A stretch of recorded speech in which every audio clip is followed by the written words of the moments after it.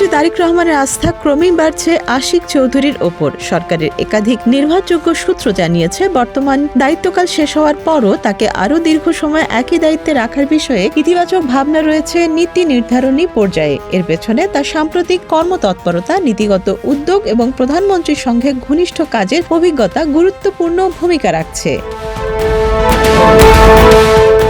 এই প্রেক্ষাপটে আশিক চৌধুরী নিজেই সম্প্রতি তার ফেসবুক পেজে প্রধানমন্ত্রীর সঙ্গে কাজের অভিজ্ঞতা এবং সরকারের 180 দিনের পরিকল্পনা নিয়ে বিস্তারিত তুলে ধরেছেন। তিনি লিখেছেন, প্রধানমন্ত্রীর সঙ্গে আগে কাজ করার সুযোগ না থাকলেও গত 1 মাসে একাধিক আন্তঃমন্ত্রণালয় বৈঠক এবং 1-to-1 রিভিউ মিটিংয়ে অংশ নিয়ে তাকে কাছে থেকে দেখার সুযোগ হয়েছে, আর সেই অভিজ্ঞতাই তাকে আশাবাদী করেছে।